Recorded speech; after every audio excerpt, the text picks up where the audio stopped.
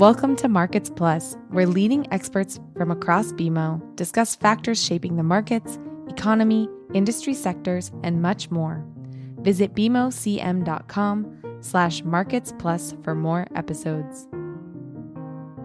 This is Journeys to Growing the Good on Markets Plus, featuring intimate and inspiring conversations with visionary leaders, where we uncover their unique personal stories, strategies, and passions that motivate them to boldly grow the good in business and life.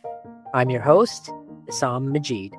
For those who have come to Canada across many generations and regardless of background, the Canadian dream is a deeply firm-rooted belief that you can build a meaningful, prosperous life through perseverance, integrity, and especially through the power of community.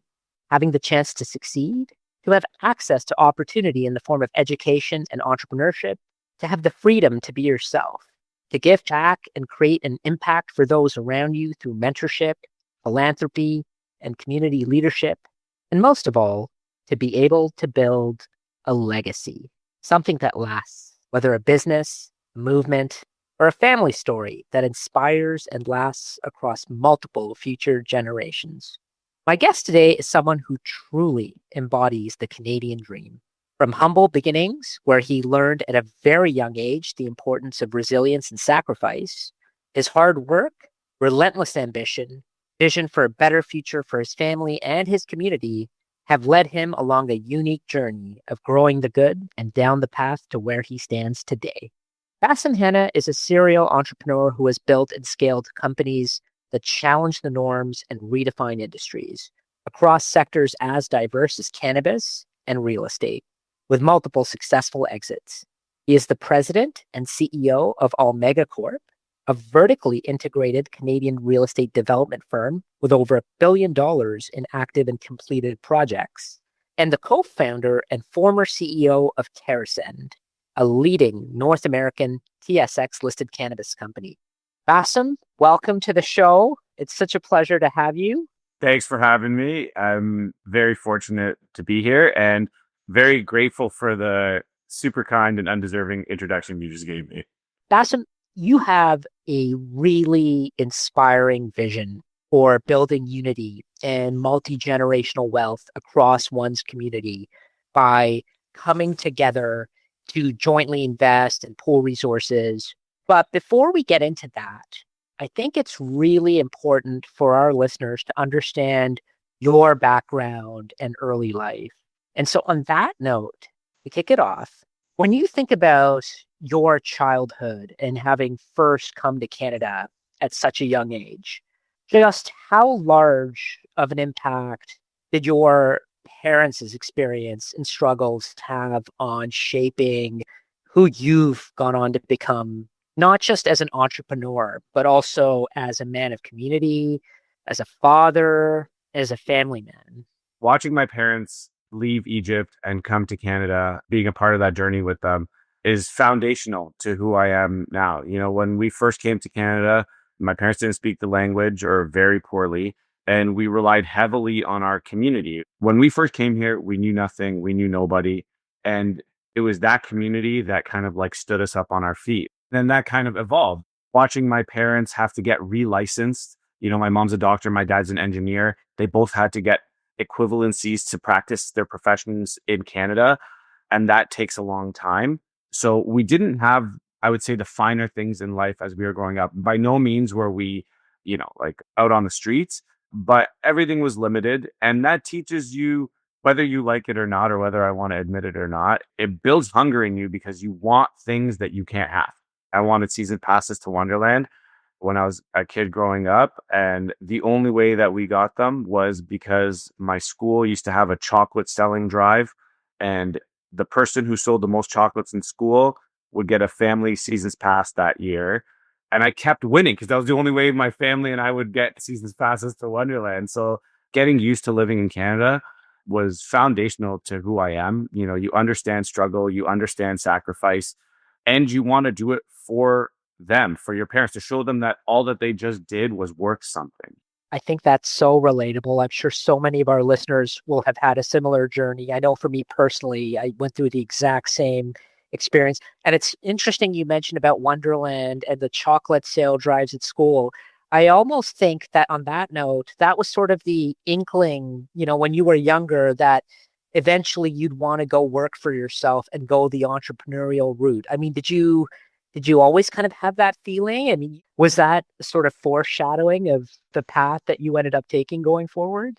There's always this debate, is it nature or nurture? And to be honest, I don't have the question because I've seen people who are innate, like they know how to lead. They can deal with stress. They prioritize.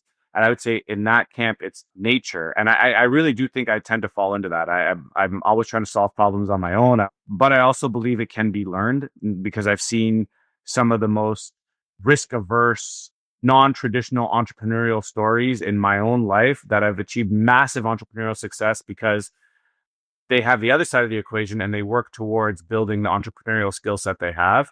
Even when I first started out in my career, I worked for 2 years and then quit and tried to start my own company. Fell flat on my face, but like it's been with me forever. Well, it's funny you mentioned that because a lot of us, who moved to Canada as first generation, you feel this influence and pressure from parents of you're going to go to university, right? There's no getting around that. And then you're going to become some kind of a professional, right? I can count the professions off my hand: doctor, lawyer, finance, and you're going to build this nice little bubble for yourself where you live comfortably and very steadily for your family, but without going for that bigger risk reward potential of embarking on a venture that could have a much larger multi-generational impact, not just for your family, but also for your community. And you eventually took the entrepreneurial leap. Now, how old were you, Basem, when you first started your first venture? My first venture, I was 23, but it didn't succeed. I graduated from university. I worked at real estate for a very reputable real estate developer called First Capital Realty.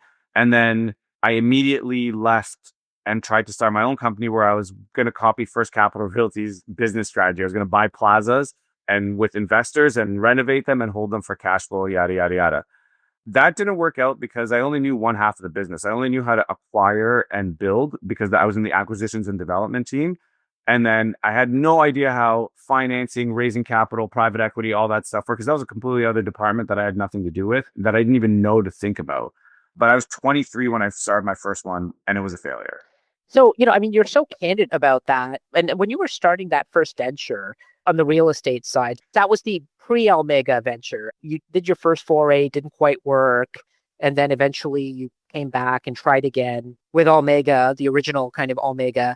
How did those discussions with your first set of investors go? Because you're at that point, still relatively young man. You've not done that before. How did you sell them on your investment thesis and yourself as the one who's driving this venture? So the world works in mysterious ways. Like I said, my whole life, my community is doctors, dentists, pharmacists, lawyers, etc. Right? Their kids are my age. Like I would say the people that like my parents and a group of people their age all moved and we were their kids and we were growing up and we watched them start to develop wealth. So when I would get together with their friends, we'd go to each other's houses, whatever it was. Two things happened. One, I'd start talking to the parents more because they're now interested in like investing the capital that they've made through their professional endeavors. And I'm sitting here and I'm in a role that raises capital from other people to do exactly what these people wish they were doing. So I'd end up going to my friends' homes. I talk to their parents well past dinner, and I'd end up like having a business conversation with them while my friends are like, bro, what, did you come here to see me or my parents? So that was like the genesis of it, right? So First Capital Realty, failed business venture, Rose Corporation, which is like a Canadian real estate private equity shop. I went to go work there for a couple of years, rounded out my skill set. And as I was rounding out my skill set, US subprime happened and I was in the US a lot. It's particularly in South Florida where most of these people vacation. And so they would start seeing me in Florida every week. And so the conversation just evolved into like, oh, Basem's serious. Like he's actually doing the things that we wish we were doing. So one of my best friend's dads who's still one of my investors to today, he pulled me aside and he's like, what if we put a group of people together and you go do this for us? Like go do it for our community. Let's see what we can do. So he's okay, what if we pull some people together? And sure enough, before I knew it, I found myself in a room with like 10, we call them uncles in our community, but they're just like seniors to us. We started putting together this business plan. I pitched them. And you know what? They're like, sure enough, they're like, okay, like, let's try.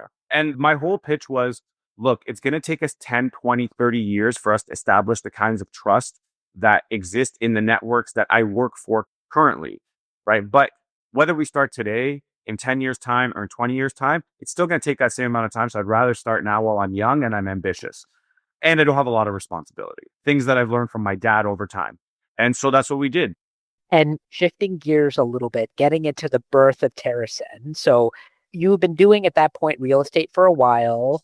And, that was primarily, again, as you mentioned, kind of mid-rise buildings, more rental focused. You'd renovate and then re-rent them. And then you have this unexpected foray into cannabis. And as a banker, I'm sure we love our closing dinners to the point where we're probably guilty of planning them even before our deals have closed. We like going to them as clients. Tell us the story of that famous closing dinner where essentially the idea or spark for TerraSend was born. And did that one dinner in many ways change the entire course of your life? Yes. Okay, so my first property acquisition was 1 Kingswood Road in the Beaches. And then 4 years into Almega, 3.5 years into Almega, I bought 3610 Mavis Road, which was our first industrial building. The idea was to buy this 70,000 square foot industrial building, take it through a renovation process and convert it into a self-storage facility because it was near square one and there has been a big condo boom that we want to take advantage of. When I closed on that, it was the 4th time I'd done a deal with my lawyers in like 2 years or 2.5 years. And so they were now at a point where they're like, okay, this guy is worth taking out to a closing dinner. So we go out for this closing dinner. We're having a great time. And I'm just trying to get to know my lawyers a little better. And one of my lawyers, I'm like, hey, just dinner conversation. I'm like, what does your husband do for a living? And she's like, what's funny is that he just quit his job and he's getting into medical cannabis. And I'm like, in my mind, I was like, oh, I think I heard her wrong. So I'm like, did you say medical cannabis? And she's like, yeah, like this is a thing that's happening. And so I went home and I just made a mental note and I'm like, just look into this. Because if it's real, like all my business school training kicked in, like first mover advantage and big business theses were starting to roll through my mind. I'm like, man, there could be a real opportunity here. Plus, I always thought that like if they legalized cannabis, it would be like when they eliminated prohibition in the early 1900s. And I want to be the Smirnoff or Bacardi family of that transition. So I went home. I did something that's so uncharacteristic for me. I downloaded legislation like that has yet to be passed, and I read it from cover to cover, right? And I was like, holy smokes. I remember telling my wife, I'm like, Marina, I think they're going to legalize cannabis and I want to make a big bet. And she's like, what do you mean? I'm like, listen, if we do this right, it'll change our family's trajectory forever. But if I don't get it right, we're going to go broke. And she looked at me and she's like, we're pretty much broke right now. I went back and I convinced my investors who had we just pooled money together to buy this industrial building to turn into self-storage. I said, guys, great idea. Let me pitch something completely different. I want to rent this building from you, from the group, as a person, as Basem personally. I will pay you the monthly rent that we said we were going to make during self-storage, but I'm going to convert this thing into a cannabis facility.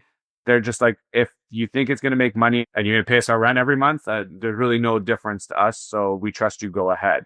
So that's how the cannabis thing started. It was the best closing dinner of my life. A month later, we made application to become one of the first licensed producers in Canada at that facility that we just purchased. So that's kind of like the genesis of that and why I'll never say no to a closing dinner. Well, I mean, we could do an entire episode just on TerraSend alone. I mean, it's a fascinating story. Everything from how you and I think 2 of your partners put in $50,000 seed capital initially each. And then at one point, you're in the mayor of Mississauga's office pleading for her support to use the industrial facility as a vertically integrated cannabis operation. And then you're chasing down Health Canada on approval for a license. and a few years go by and you don't hear back, and you eventually get the license, you IPO, and then you almost run out of cash and you urgently need further equity to keep the operation going. And again, getting back to the idea of, taking calculated risks and meaningful bets, at one point, you're waiting for the Health Canada approval for TerraSend. As you mentioned, you still have to keep paying your investors the rent that they were promised for the original self-storage facility. And you're having to basically trust that you are eventually going to get the license and commence operations. That's a huge leap of faith. I mean, how did you even sleep in those days, knowing that you're taking on that kind of a risk? Sleep is something I haven't had in years. The reality is I had conviction. When we first started the TerraSend journey, one of the major requirements was you had to get a building that you owned or that the landlord approved for you to start this kind of facility in. And because in 2013, 2014, cannabis is still an illegal drug, no one would say yes unless you own the building, which is why I had to convince my investors to let me use this on a building that I own. Every step, you're a little bit further away from the starting line, so you don't want to go back, but you're so far away from the finish line, you can't even see it. So you're kind of like in this haze, but conviction gets you through. You're like, we believed that we could do it as good as anybody else that was doing it then and now. And that we were young, we were smart, we were hungry. As a 29-year-old, when I was doing all this, the thing I often heard in real estate when I was building Almega as I was building Almega was, you're too young. You don't have enough experience.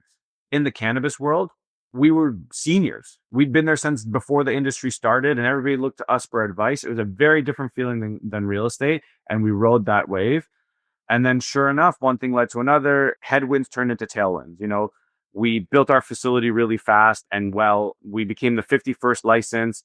We took our company public by ourselves because no investment bank was going to bet on like a cannabis startup run by a 29-year-old and a 30-year-old.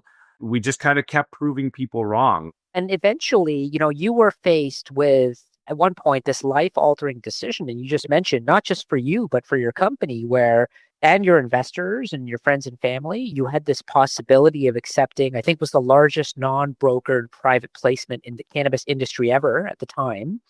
But it meant having to relinquish control of the company, which in many ways was your baby.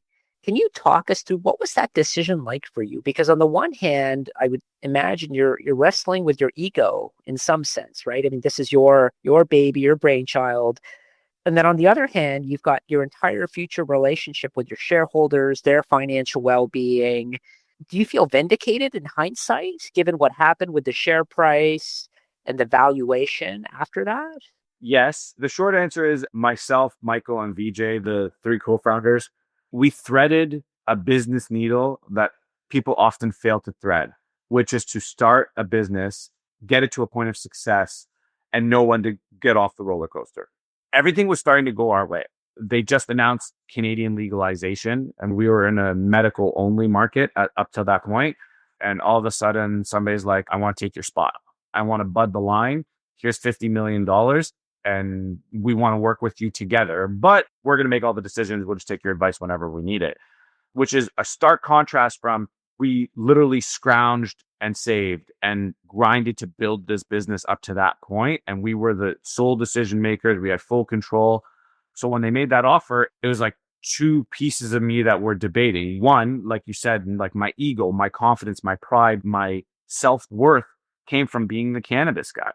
Up to that point, I've probably been in the industry for 4 years. I'm on BNN. I'm an industry leader in something that is just getting good, but I'm way outside of my depth. I'm very much learning. Like every day that I wake up and I have a problem, it's the first time I'm facing that problem, and it's overwhelming. And now up to that point, we probably raised like $25-30 million of equity from over 200 investors. It's not just my money, it's theirs. It's actually mostly theirs, right? So you start to weigh that, and it does play games with you. So when they made that offer to us, it was almost like a 24-hour offer. And so we called an emergency board meeting. Thankfully, we had amazing board members at the time. And one of them took me aside right before the board meeting, and he like kind of put his arm around me, and he's like, you need to understand that there is a massive difference between your fiduciary responsibility to your shareholders. Every part of Basem want to keep the business. I'm like, if I can get this offer, I can get any other offer, or I can go back to them and negotiate so that I can retain control. But another part of me was like, this isn't about you anymore. You are the leader. And as a leader, you have a responsibility to the people that have joined you on this journey to make sure that it soft lands, that you deliver or over deliver on the results. And this is an immediate, like, click this button and you win. You achieve that success. And that was a big grow up moment for me in my life. And it wasn't without its expense. I definitely, after I did that and I wound down my position at the company and I didn't know how to define myself, I didn't know what my purpose was. My self-worth was all changed. So it's like outwardly, everybody's like, oh, Basem, you crushed it. But then I also have this massive void where I have no identity anymore. So it was a very hard decision, but, shout outs to Richard Mavernack for being a sage, like, advisor when I needed it the most and when the company needed it the most. So, on that note, Basem, I mean, just to pivot a little bit, you are really great at highlighting the human side of entrepreneurship. And you've been really open about some of the personal challenges, you faced in the year or so after you exited your day-to-day role in TerraSend. And you had this, part of that having this life-altering monetization event. Can you share a little bit with our listeners just about what you went through that period and your journey of self-discovery and self-improvement? Because I think from the outside, one would think, oh, it's a happily ever after type story. What more could you ask for? And you ride off into the sunset. But you had a different perspective or, experience from that. After the TerraSend thing, I went from being, and I don't say this to brag, but like I went from being like broke as a joke or the person always worried about how much things cost, this, that, and the other thing, to somebody that I have another problem that I have to deal with. I have to deal with the money that I have and how to keep it and not lose it and generational wealth and yada, yada, yada. Money isn't everything. The conclusion is money was my singular focus for so long that when I got it, when I achieved that, it broke me. Because I'm like, you just spent your entire life focused on the pursuit of monetary success. And then you got it. And you still have to deal with the self-worth questions, or at least for me, that's not what life is about. That's not what was going to make me happy, because I was happy before I had money. I'm happy after I have money. It had nothing to do with that. Everybody has a way to give back, and the world only gets better if we all kind of lean in and do things that are not just for ourselves. And that helped me start to realize like what I want to do with the next chapter of my life, which was, look, I don't think I'm a good guidance counselor. I don't think I can advise you or like be a good teacher. I don't have the patience for it, but I am really good at making money. I have accepted that, and I've learned that that's my talent, right? But how I use that talent is very important. So I've made a commitment that the foundation that Almega was built on and TerraSend was built on was the pooling of capital together from people that don't necessarily have the greatest financial savviness or whatever it is, like the first generation immigrants that are just trying to like make ends meet and put money aside for their family to give back when they're older or whatever. I'm like, I can be that vehicle. I can be that vessel. I know how to organize capital. I seem to have a good idea of what good and bad investments are. And I have a track record now. So I want to use all of that to give back versus, keeping it to myself, because that wasn't a good feeling at all. You have this really profound, powerful vision for how real estate and investing can be a source of building unity and building multi-generational wealth for immigrant communities. Can you tell us a little bit more again about your vision, and what advice would you give to first generation Canadians, who are, new immigrants who are chasing their own dreams in Canada? The advice I would give is the same advice that I used in my sales pitch, actually, which is individually, we are not that strong. Together, we are much stronger than we even know. And so the advice I would give to anybody that's looking to start out in entrepreneurship, or specifically in real estate or capital intensive spaces like real estate, trust each other.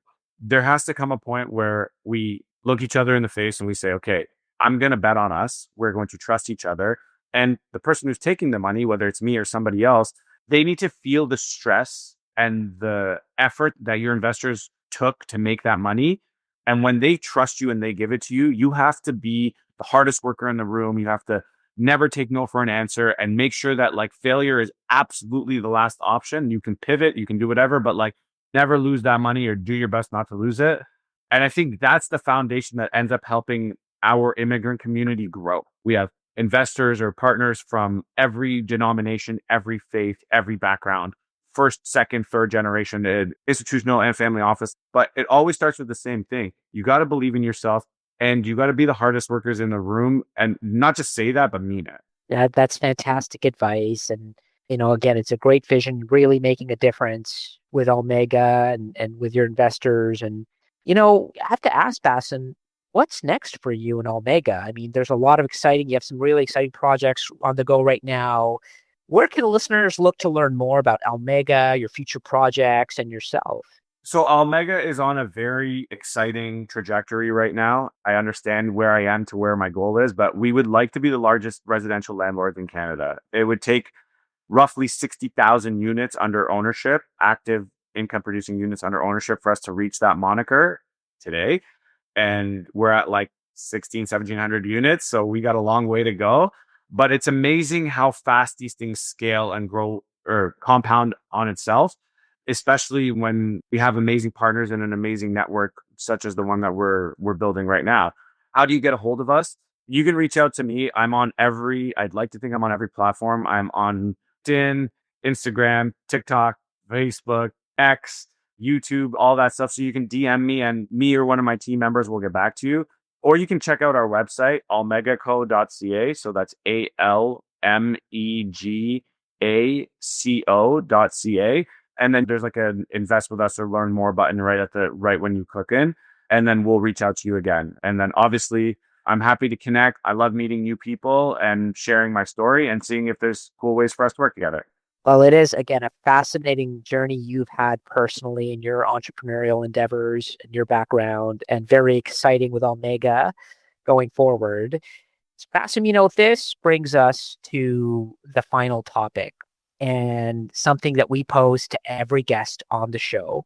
As you know, growing the good is our foundational theme on the show and the very purpose that we're driven by here at BMO. How we engage with each other, our customers, and the communities that we're so proud to be a part of every day. So with that said, Basem Hanna, what does growing the good mean to you? That's a great question. Growing the good to me personally means that I am doing things that help the broader community versus what they could possibly do for me personally. You have to put your hands into the mud and make things happen. And the way that we practically execute that in Almega is that we have changed the shareholders agreement in Almega. First line is that Almega donates 10% of its profits donated to charities selected by its employees. So as our company grows, that charity pool will grow. I think that's very well said, Basem. And again, you've had such a fantastic story and journey, and I'm sure such an exciting journey to come with Almega. Thank you so much for joining us. It's been such a pleasure chatting with you on Journeys to Growing the Good on Markets Plus. And thank you as well to our listeners. And until next time, I'm your host, Issam Majeed. Thanks, Issam. Thanks for listening. You can follow this podcast on Apple Podcasts, Spotify, or your favorite podcast app. For more episodes, visit bmocm.com/marketsplus. The views expressed here are those of the participants and may not necessarily represent those of BMO Capital Markets, its affiliates, or subsidiaries. For BMO disclosures, please visit bmocm.com/podcast/disclaimer.